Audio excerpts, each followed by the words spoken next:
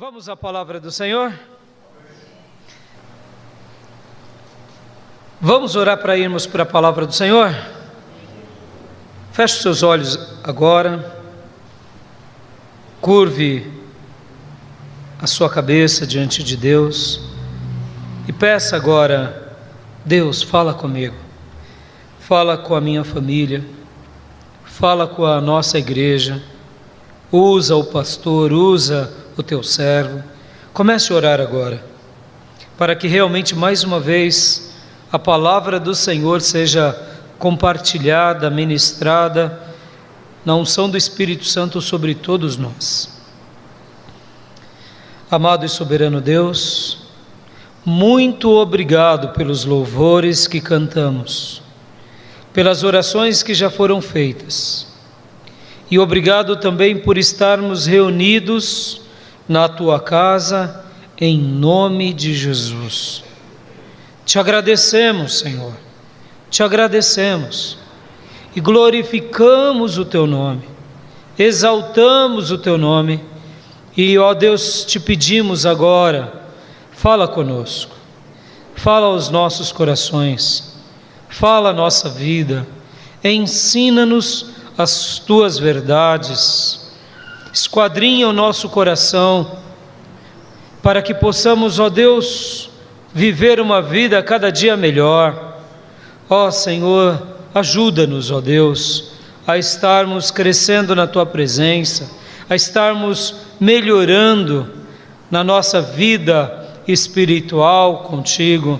Ó Deus, ajuda-nos na manutenção da nossa fé. Sim, Senhor, estamos aqui, Senhor, porque queremos, ó Deus, sempre estar fazendo uma revisão, uma manutenção, para que possamos nos aprimorar para te servir melhor, para te glorificar mais, para expandir o teu reino e assim glorificar e exaltar o teu nome santo e bendito. Em nome de Jesus, fala conosco e abençoa essa igreja para a honra, glória e louvor do teu nome. Em nome de Jesus oramos. Amém. Eu conversava com um adolescente e ele falava comigo algo do tipo: mas por que todas as vezes na igreja o pastor, no caso você, precisa encorajar os irmãos, precisa sempre estar dando uma palavra de ânimo, precisa estar sempre falando com cada irmão, como que se estivesse relembrando dos caminhos de Deus? Não sei se você já parou também para pensar nisso. Muitas vezes parece que um culto, uma mensagem pastoral ou a vida de uma igreja, ela não passa disso, de um reprise, que dominicalmente a gente vem aqui à igreja e fala alguma coisa ao povo de Deus, lança palavras ao coração dos irmãos, para que os irmãos não se esqueçam de Deus, não se esqueçam da fé, não se esqueçam dos valores eternos. E no meu diálogo com ele, eu, com bastante paciência, até porque esse tipo de pergunta é uma pergunta típica de um adolescente, eu falava para ele: sim, é verdade, tem irmãos que praticamente semanalmente você tem que avisar esses irmãos que há um inferno que está sendo aberto diante deles, um mundo que quer tragá-los, há uma batalha espiritual, há uma luta que quer tirá-los da igreja. É verdade. Num primeiro momento parece que a vida da igreja é muito simples, parece que o nosso discurso aqui é um discurso muito repetitivo, e de fato acaba sendo, porque parece que estamos correndo risco diariamente. Que tipo de risco? Riscos do diabo nos tirar da igreja. da carne prevalecer, o irmão ir para a orgia, para o boteco, para as baladas, como jovens diz, e ali praticar todo tipo de coisas pertinentes a uma vida sem Deus. Parece. Aí eu pergunto, haveria necessidade de ficarmos reprisando as coisas? Num primeiro momento, não. Por que não? Porque se pressupõe que as pessoas que estão dentro da igreja, elas são pessoas convictas.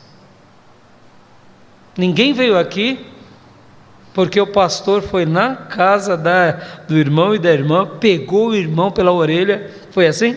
E trouxe para a igreja. Alguém veio aqui? Deduzo que não. Eu sei que alguns pais muitas vezes põem uma certa pressão nos filhos. Normal, até certo ponto. Mas pressupomos que estamos aqui por quê? Por convicção. Mas aí eu faço uma nova pergunta. Então por que reprisar tanto? Por que reprisar tanto? Se estamos aqui convictos. É convicção ou é lavagem cerebral? E aqui é uma resposta que só cada um de nós pode dar. Aqueles que ainda não estão convictos na alma e no coração, possivelmente estão na semelhança de vir à igreja como se faz um adepto de qualquer religião por uma simples lavagem cerebral. É verdade. É verdade. Tem pessoas que estão dentro da igreja, vieram para a igreja, mas não têm convicção do que querem, convicção do que creem. Estão porque é um bom lugar para educar os filhos, é um lugar que ensina coisas decentes. Você não vê o irmão falando palavrão dentro da igreja, nem um irmão xingando o outro, e nem um dando de ombro com o outro e olhando feio e vem para a briga, pega. Você não vê, graças a Deus. Não vê o irmão olhando para o outro e falar, vou te dar uma cadeirada. Você não vê isso. Concordemos, a igreja é um bom lugar para se viver. É um bom lugar. É um bom lugar para se fazermos amigos. É um bom lugar para recebermos palavras positivas e inspiradoras. É um bom lugar para se sentirmos consolados. Sejamos honestos. É um bom lugar. Mas eu digo, irmão, se eu não vier à igreja, eu não estiver na igreja com aquela convicção da minha alma, de saber o que eu realmente quero, praticamente em todo culto o pastor ou o pregador vai ter que me lembrar dos perigos do inferno, das ciladas das trevas, da maldade que está aí fora, e de tantas coisas que estamos sujeitos. Mas aquele que um dia entendeu o Evangelho, compreendeu as Escrituras, entendeu a obra de Jesus, entendeu o papel pela qual Deus um dia o fez nascer e viver, entendeu o seu chamado, compreendeu a sua utilidade no reino, e com tudo isso, na unção do Espírito, é repleto de convicção. Irmãos, eu posso até afirmar, poderíamos nem ter culto, poderíamos ter um culto por ano, porque essa pessoa viveria para Deus, viveria o tempo todo. Na realidade, a igreja, ela é para essas pessoas, e ela existe para essas pessoas que são convictas, ou que querem ser convencidas de uma vida errada. E agora, com a clareza de serem um aluno numa escola que crescemos a cada ano, vão crescendo dia a dia. E aí entra o papel do pastor, não como aquele que alerta dos perigos das trevas, mas como aquele que diz, olha, eu tenho uma lição nova, para te adestrar melhor na sua batalha do dia a dia. Na realidade, a igreja e o papel da igreja e de tudo que a igreja faz, é, na realidade, o quê? Uma manutenção da fé, para que a nossa vida, a cada dia, se apresente com mais significado no plano que Deus tem para nós, no projeto que Ele tem para nós. Então eu gostaria de, nessa introdução, te deixar aqui esse desafio. Um desafio de ser um aluno, uma aluna da escola de Jesus. Pense nisso. Pense nisso. Temos sido alunos aprovados ou reprovados? Se eu tenho sido constantemente reprovado, eu preciso ser lembrado, eu preciso ser puxado nas orelhas, eu preciso de muita coisa. Mas um aluno que tem consciência do que Deus espera para ele e do professor que ele tem, que deu a vida dele na cruz para que a gente tivesse vida em abundância, e do outro professor, que é o Espírito Santo de Deus, que está sobre nós, esse aluno é imbatível. Esse aluno, essa aluna pode até escorregar, mas a mão do Altíssimo a sustém. Pode até vacilar, mas na hora que ele ouve o bondoso som da voz do seu pastor, ele fala: bendito sejas tu, meu Jesus. Eu quero hoje pensar com os irmãos sobre isso. Você tem sido matriculado em que escola? Em que escola um dia o Senhor te matriculou? Eu tenho uma boa notícia a te dar. Você um dia, ao aceitar a Jesus, o seu nome foi escrito no livro da vida. E agora você e eu pertencemos à escola de Jesus Cristo, o Senhor. E é por essa razão que recebemos um título: discípulos. Discípulos de quem? De Jesus Cristo. Traduzindo aqui, discípulo é aluno, é aprendiz, é aquele que segue o discipulador. O nosso mestre, o nosso rabi, o nosso raboni é Jesus Cristo, o Senhor. O nosso mestre por excelência também é o Espírito Santo de Deus. E Ele nos deixou um livro maravilhoso a ser aprendido, a ser memorizado e a ser vivido. E eu e você um dia fizemos parte do quê? Desse privilégio, dessa matrícula. Hoje eu quero que você pense nisso. Que valor nós temos dado a essa matrícula do Deus bendito? Te convido você a abrir a sua Bíblia num texto de Mateus. Texto muito conhecido, Mateus 11. Quero ler com você.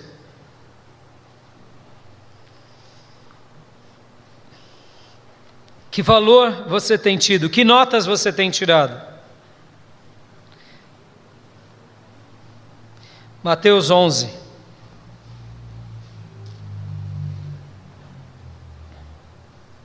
25 ao 30.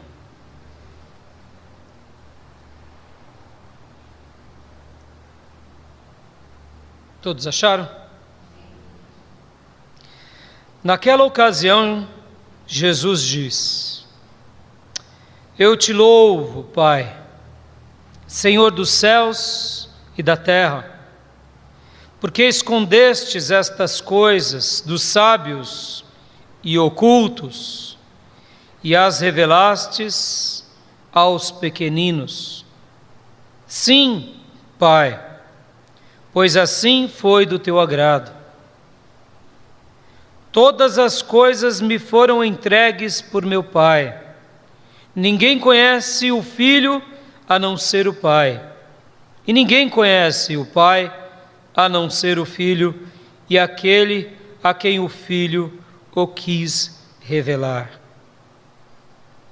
Venham a mim, todos os que estão cansados e sobrecarregados, e eu lhes darei descanso.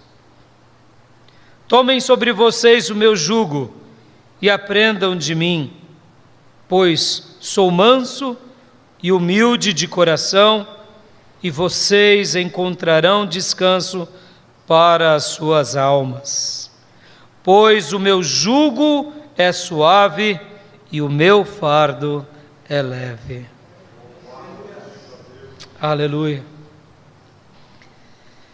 Jesus está dizendo aqui numa oração: Pai, eu te agradeço porque o Senhor revelou a tua vontade, a tua voz, a tua palavra a alguns.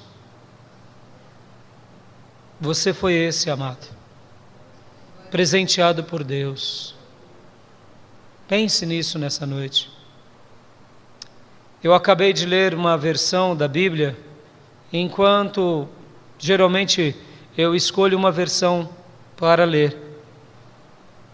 E quando eu acabei de ler aquela versão da Bíblia em Apocalipse, esses dias atrás, eu peguei o meu diário, com o coração repleto de alegria, por ter cumprido mais uma leitura bíblica, e fiz a seguinte pergunta: o que eu seria sem a Bíblia? O que eu seria sem a Bíblia? O que eu seria sem a clareza da revelação de Deus? O que eu seria? Eu sei que num primeiro momento nós temos aquela ideia, até um pouco, eu diria, religiosa, de achar que se nós não estivéssemos na igreja, a gente estaria num boteco, num bar, na droga. Eu não acredito nisso, irmãos, com todo respeito. Eu acredito que algumas pessoas sim estariam, mas eu não acredito que são todos. Tem muitas pessoas que não servem a Deus e que não estão vivendo uma vida perdida, não é verdade?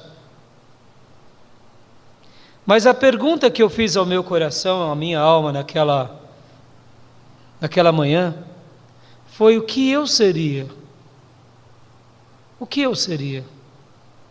E eu fiquei me imaginando. Essa pergunta, ela foi tão oportuna ao meu coração, porque eu comecei a me imaginar sendo alguém que nunca tivesse tido o contato e a experiência com Jesus Cristo, Senhor. E o meu coração se dilatou tanto, e a minha alma começou a se regozijar, com um brado de louvor a Deus, dizendo: Senhor, obrigado, obrigado pela tua palavra, obrigado pela clareza que um dia o Senhor me fez compreender da revelação de Jesus Cristo, a obra na cruz, a salvação eterna, a vinda do Espírito Santo, a virtude do Altíssimo sobre nós, a clareza de que somos agora família de Deus, a clareza e a promessa de que os nossos pecados foram perdoados, e toda cédula de dívida contrária que nos acusava pelo acusador foi cravada na cruz. Oh, irmãos, como é maravilhoso saber das promessas de Deus. Como é maravilhoso poder orar e saber que quando nós nos derramamos diante do Senhor e lançamos a nossa alma diante dEle, choramos aos pés dEle e pedimos perdão, Ele nos perdoa. Como é maravilhoso saber que os nossos pecados foram lançados para trás de Deus, e Ele diz para nós que dos nossos pecados Ele não se lembra mais. Como é maravilhoso saber que todas as coisas foram feitas de novo na nossa vida, a partir do momento em que aceitamos a Jesus. Uma nova criação foi gerada em nós, não pelo poder nosso da intelectualidade, nem pelo poder da demonstração religiosa, mas pelo poder do Espírito Santo de Deus. Como é maravilhoso saber que esse poder foi gerado por Deus em nós, e agora uma divina semente está em nós e vai crescendo para a glória de Deus. E nenhuma condenação há para aqueles que estão em Cristo Jesus. Como é maravilhoso saber que o Espírito Santo de Deus intercede por nós. Como é maravilhoso saber que nós não estamos sozinhos. Como é maravilhoso. O que seríamos sem a Bíblia? O que seríamos sem a igreja? O que seríamos sem as promessas de Deus? O que seríamos? Pergunte sobre isso, irmão. Reflita sobre isso. Saber que o Senhor acampa anjos ao nosso redor e nos livra. Os momentos que passamos pelo vale da sombra e da morte, Ele está ali conosco. Quantas são as vezes, irmãos? Quantas? Que a gente está desesperado, angustiado. Mas eu quero te dizer, um dia o Pai escolheu fazer com que você e eu tivéssemos entendimento dessas promessas preciosas. Quanto vale isso, amado? Quanto vale isso? Dinheiro nenhum pode comprar. Diploma nenhum pode te dar. Mas a fé que você tem no Nazareno pode te conceder tudo isso. Como é bom saber que um dia, ao entregarmos a nossa vida a Jesus, recebemos paz. Vivíamos vazios, vivíamos a busca de preencher um espaço que nada preenchia, mas ao aceitar a Jesus, tudo mudou, tudo mudou. Nasceu a paz no nosso coração, uma certeza de que se morrermos, iremos para o céu, aleluia. Uma certeza de que agora somos cidadãos de um outro lugar que não é esse lugar, aleluia. E estamos nos preparando para aquele grande lugar. Jesus quis se revelar a mim e a você, amado. Jesus quis, e é por isso que Ele sempre nos faz um convite. Você é um aluno dele, eu sou um aluno dele. E esse texto é para nós, alunos dele também. Quando? Em todos os momentos da nossa vida. Eu não sei como você tem vivido, como tem sido seus dias, como tem sido seus dilemas, mas o Senhor aqui, Ele nos ensina claramente algumas coisas lindas, do versículo 28 ao 30. Venham a mim, todos os que estão... Dê uma pausa aí. O Senhor, em primeiro lugar, Ele quer que nós identifiquemos aonde estamos, ou pelo menos de que forma nos encontramos. Nós fazemos uma leitura do versículo 28 achando que é somente para aquele que aceita Jesus essa promessa. Não. Essa promessa do versículo 28 e 30 é para mim e para você para sempre. Para sempre. Ele um dia nos fez um convite para sermos alunos da sua escola, mas agora, como alunos matriculados da sua escola, Ele também tem atenção especial a nos dar, e Ele sempre vai nos dar. Basta sabermos aonde estamos e como estamos. Tem sofrido ultimamente, meu irmão? Tem passado os dias difíceis? As situações da vida têm muitas vezes tentado te tirar da presença de Deus? Aquilo que eu falei no início, eu sei que aqueles que ainda não entenderam de fato o Evangelho, eles não entendem e não compreendem direito a vida da igreja, é verdade, porque a vida da igreja só é entendida pelo Espírito, a palavra de Deus só é entendida pelo Espírito. Mas a você que um dia já aceitou a Jesus, que tem convicções profundas, não tem medo de ser um cristão, já passou o dilema de muitas vezes ver a sua fé ir se apagando, e se apagando, e se apagando, como uma vela que vai acabando a sua combustão e o paviozinho está quase ali apagando? Já passou por isso? Creio que sim, todos nós passamos por isso, porque a nossa alma é preciosa, o trabalho que fazemos para Deus é importantíssimo, a obra de Deus na nossa vida é algo especial, e há uma luta sim querendo nos impedir de prosseguir, de vencer, de dar bons testemunhos, de fazer a obra de Deus. E eu quero te dizer que para você que possa estar assim, essa palavra é de Deus a todos nós. Jesus está dizendo assim: como você está hoje? Você está bem? Está feliz? Está forte? Transbordante? Aleluia! Dê glória a Deus, porque isso faz parte de um servo de Deus. Mas se por algum momento, por alguma fase, não sei qual, você se sente fraca ou fraco, ou tem tido pouco fôlego, olha o que o Senhor te diz: venham a mim todos os que estão cansados e sobrecarregados. Aleluias! Meu amado irmão, lembre-se disso. Jesus Cristo é a resposta para as nossas doenças. Jesus Cristo é a resposta para quando estamos necessitados. É Ele que nos preencherá, é Ele que nos visitará.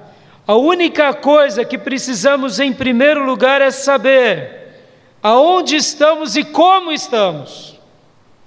Se você está doente, cansado, sobrecarregado ou com um fardo imenso, vá a Jesus, vá a Jesus, vá a Jesus. Quantas são as vezes que a gente tenta ir ao próximo, ou a alguém importante, mas eu quero te dizer que a resposta da sua alma e da minha alma não é outra coisa senão Jesus Cristo. É só Ele que pode e tem as respostas para a nossa vida. No entanto, é importante saber como estamos. Lembre-se disso, irmãos. Deus ama curar doentes quando eles se entendem como doentes.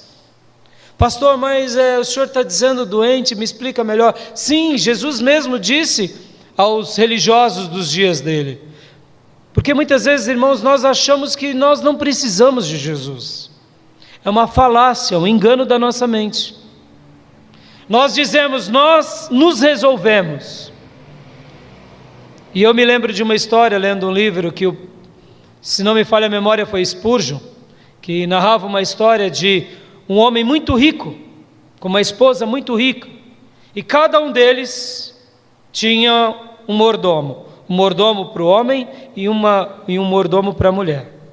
Eles eram muito ricos, e essa mulher, ela se converteu, e o mordomo também era um mordomo convertido da mulher, e durante toda a vida desse homem rico, ele zombava da mulher e do mordomo da mulher. E como se não bastasse, o mordomo dele também fazia frente com ele na zombaria à esposa dele e ao outro mordomo. Então imagine que situação difícil. Mas um dia, depois de muitos anos, aquele homem rico ficou muito doente, de uma doença mortal. E enquanto ele estava ali no leito, prestes a morrer, ele disse assim para a esposa: chame o mordomo. Aí veio o mordomo dele, ele disse: não, você não, eu quero o mordomo da minha esposa. Aí ele: mas, meu senhor, ele disse: sim, você me alegrou durante a vida toda, mas agora na hora da morte você não me serve de nada. Eu preciso de quem entende da eternidade, chame ele. E ali aquele mordomo pregou o evangelho, aquele homem de coração empedernido. Há uma grande falácia na nossa vida, de que somos independentes, de que eu mando em mim, de que eu resolvo as coisas. E eu quero te dizer que desses tais Jesus nunca os curará, porque para que Ele cure a gente tem que ver o verdadeiro estado do que somos. Se somos pecadores, se somos doentes ou se somos necessitados. Mas quando identificado, eu sou necessitado. Irmãos, falei há pouco para vocês, quando eu acabei de ler a Bíblia, eu disse: o que eu seria sem Jesus? Na realidade, sabe o que eu estava expressando ali? Como eu beberia a água da vida se não fosse a palavra de Deus? Como eu não comeria a comida de Deus se não fosse a palavra de Deus? Como que eu conseguiria viver diante dele se eu não orasse?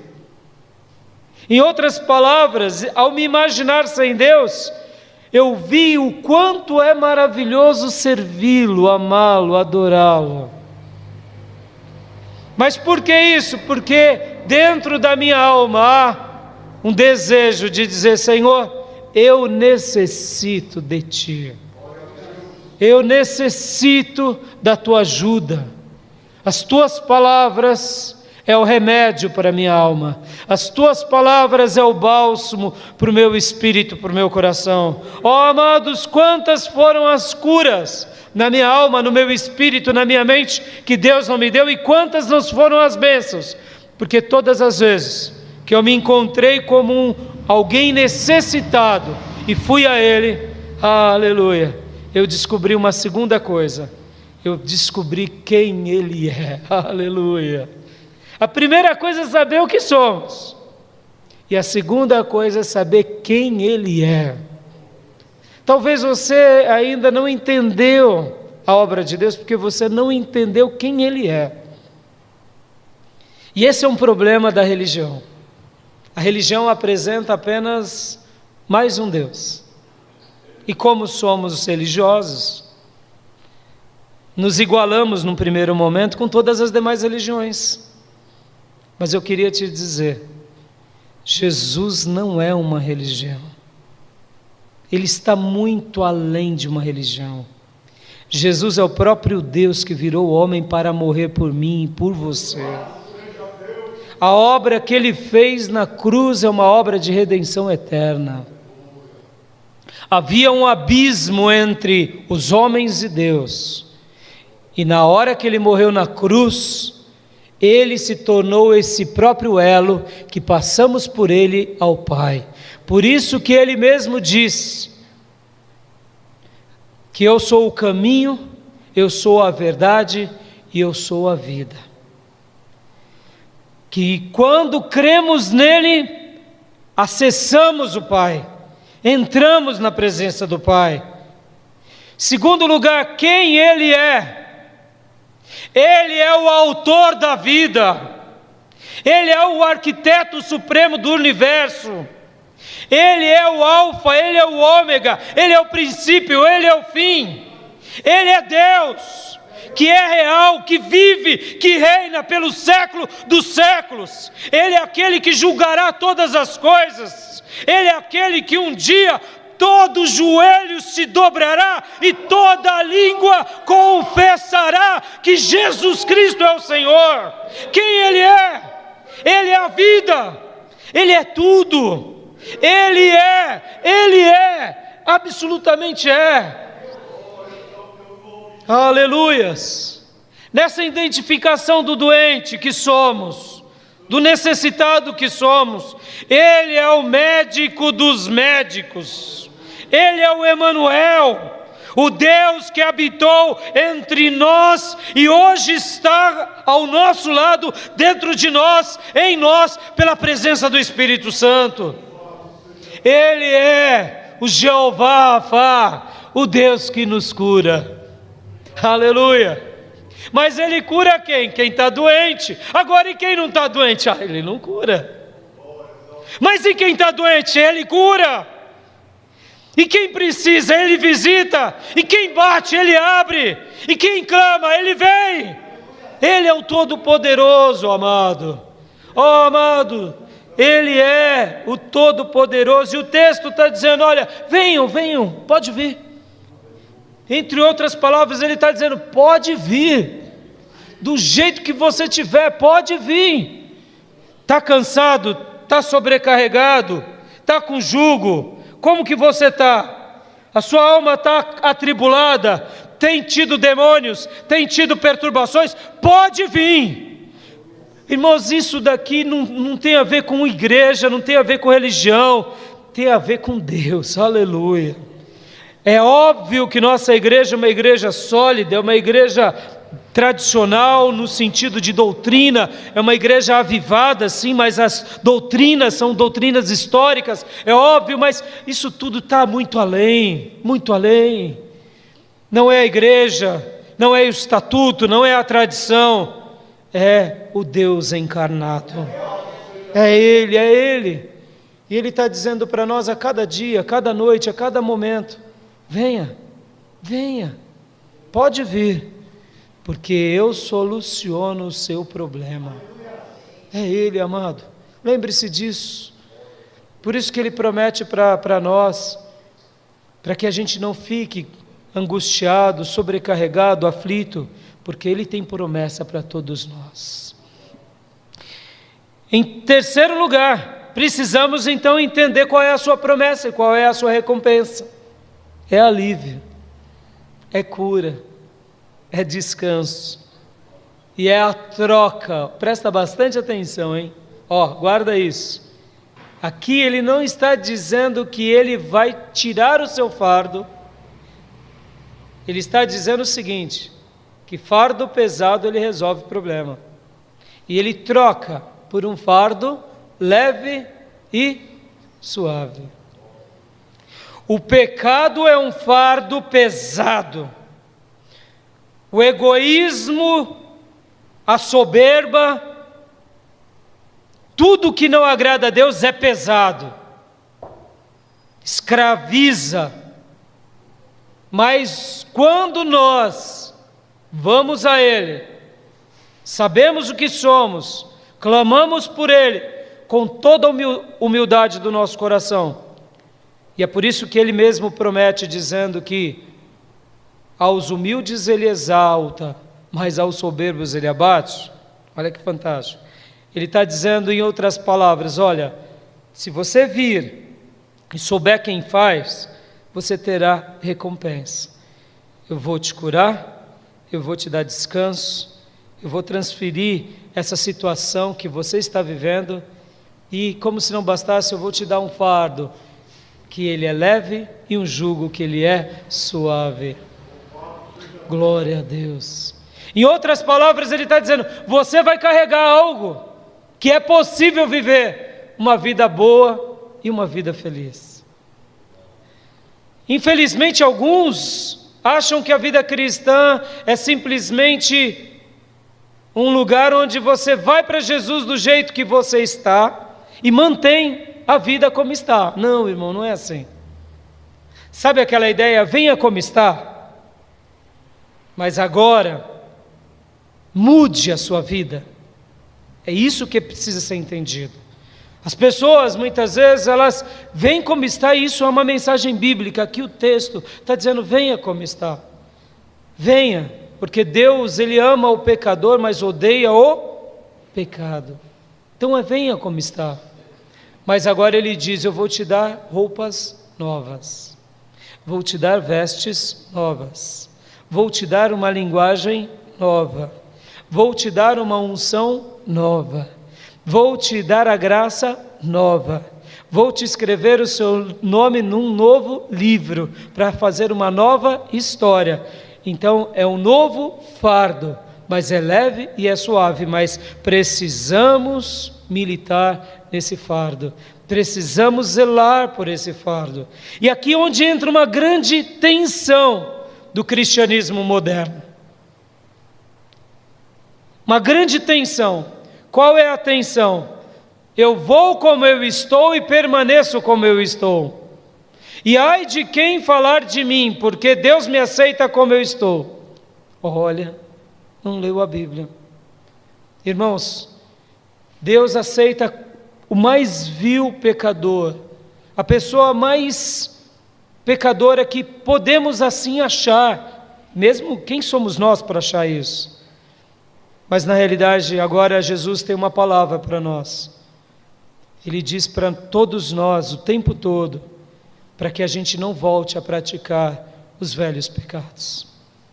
E aqui é uma coisa muito importante, porque Ele oferece, guarde isso, Ele oferece algo maravilhoso para nós. Ele oferece cura, Ele oferece alívio, Ele oferece resolução. Confie nele, dê passos a Ele, descanse nele, se aproprie dele, se rasgue a Ele e deixe Ele curar a tua vida. Ele é a tua e a minha resposta. E quando Ele realizar coisas lindas na tua e na minha vida, conserve isso com todo zelo e amor, como se você tivesse recebido um grande presente do Todo-Poderoso, porque de fato isso é um presente. E em quarto e último lugar, precisamos saber para onde vamos e onde desejamos chegar. E aqui fica um grande desafio. Ele nos curou, Ele nos limpou, Ele tem nos aliviado. A cada dia que vamos diante dEle é possível mudar. Ele é o Todo-Poderoso, Ele tem promessas para nós. Mas o que Ele espera de mim? Qual é o passo que eu darei em direção a Ele? Na terça-feira, no culto das irmãs, eu tive a honra de pregar para elas.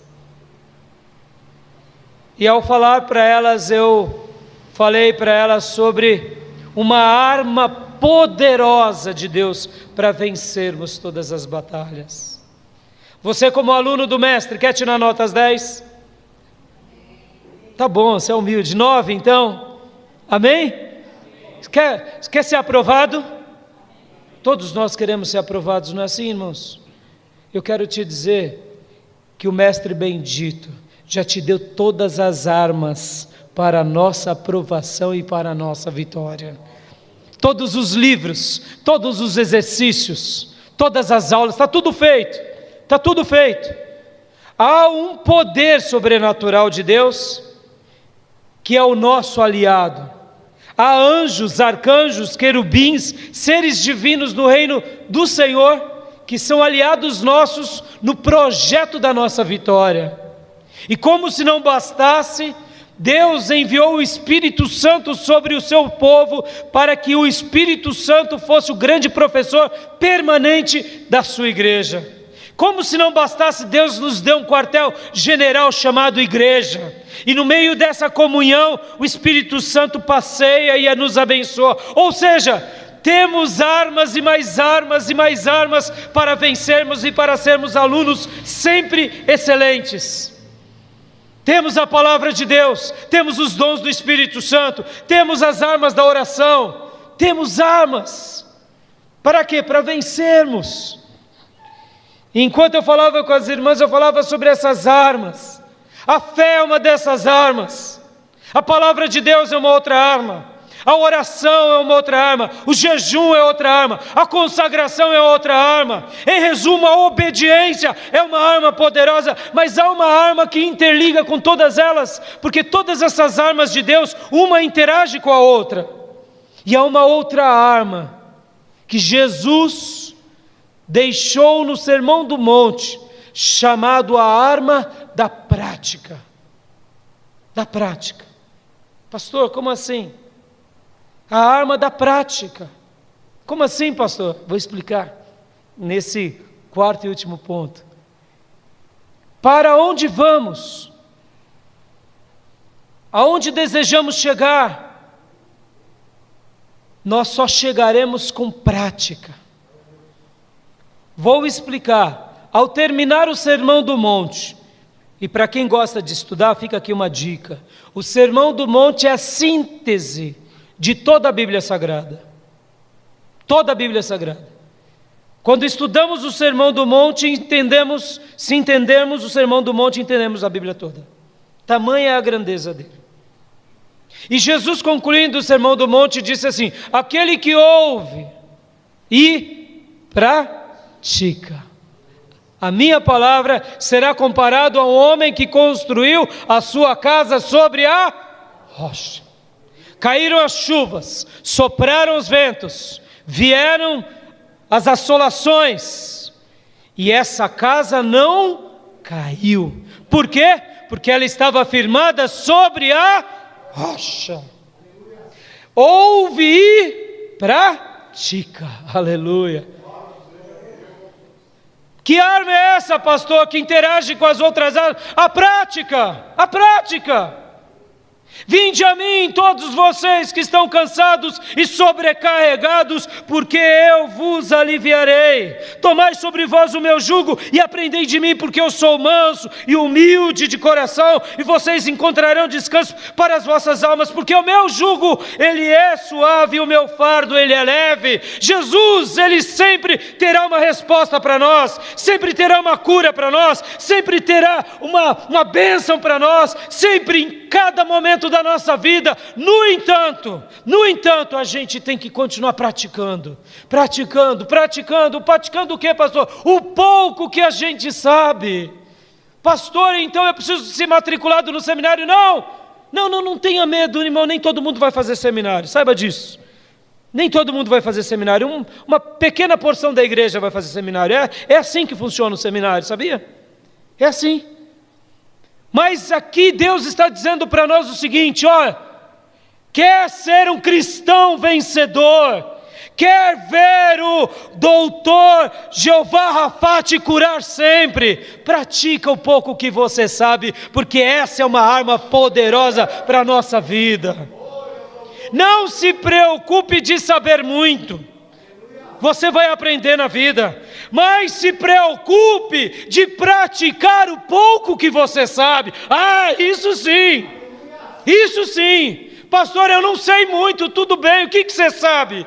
Amar, só pratica, irmão, em nome de Jesus. Orar, só pratica em nome de Jesus. Ler, só pratica em nome de Jesus. Só pouquinha coisa você sabe, não tem problema. Pratique esse pouquinho, que é uma arma poderosa de Deus na nossa vida, a vida toda.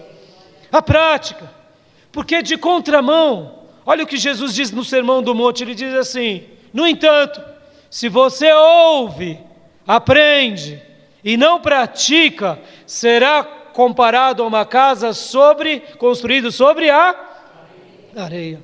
Sopraram os ventos, veio a chuva, e ela caiu, e grande foi a sua ruína. Em outras palavras, tirar nota 10 do seminário não resolve, ser o melhor aluno da igreja não resolve, a decorar, aprender não resolve, para Deus saber muito não resolve, o que resolve é fazer o que se sabe. E aqui entra um privilégio daqueles que foram agraciados pelo dom do entendimento e do conhecimento. Se você sabe um pouquinho mais do que os outros, então pratique um pouquinho mais, porque é bênção de Deus para a sua vida e para a minha. Aleluias. Em nome de Jesus, queridos, é por isso que lá em Apocalipse, capítulo 2 e 3, nós temos 7 menções do vencedor. Ao vencedor, e o texto bíblico diz: ouça o que o Espírito diz à igreja. Aquele que tem ouvido, ouça. Em outras palavras, precisamos ouvir e precisamos praticar. Essa é uma arma de cura. Porque tem muitas pessoas dentro da igreja que sofrem uma grande tensão, porque eles falam: eu vou a Jesus. Aí Jesus espera: mas você está fazendo valer o pouquinho que você sabe? Não. Aí Jesus fala: mas eu já te curei, eu já te limpei, eu já mandei os demônios embora da tua vida, eu já te limpei tudo, está tão limpinho, tão arrumadinho, tão cheirosinho, mas você não faz nada que eu quero. E toda vez você arruma uma desculpa mental, uma desculpa para o outro, ou transfere. Nota, irmãos, o Emanuel, Jesus Cristo, aquele que está entre nós, quer que sigamos os seus passos, amém? Vinde a mim, todos que estão cansados, sobrecarregados, vá a Jesus toda vez. Ele é a nossa resposta, Ele é o nosso tudo. Ele é, e Ele tem bênçãos a nos dar. Precisamos saber onde estamos e como estamos e se somos necessitados, porque quando descobrimos quem Ele é, aleluia, a gente começa a desfrutar do que Ele oferece. Ele nos oferece hoje porque Ele quer nos usar para irmos muito mais além. A sua vida e a minha vida é uma grande bênção de Deus nessa terra. Que Deus possa nos usar, que Deus possa marcar muitas vidas, e que o nome dEle seja glorificado onde a gente for. Amém? Quero orar com os irmãos. Amado Deus e Pai, Obrigado por essa noite. Obrigado porque Tu és a nossa resposta, Tu és a nossa cura. E Tu és a resposta para toda a humanidade. Tu és a resposta para todas as pessoas. Perdoa-nos, Deus, perdoa-nos. Ajuda-nos. Faz-nos enxergar o que somos. Ajuda-nos. E que a Tua bondade, a Tua graça continue sendo terapêutica, curadora, libertadora sobre as nossas vidas, hoje e para sempre. Obrigado por esse convite tão doce, tão maravilhoso de ir a Ti. Como é bom ser Teu, como é bom ter a Tua palavra na nossa vida. Como é bom ter as Tuas promessas e como é bom e maravilhoso saber quem Tu és.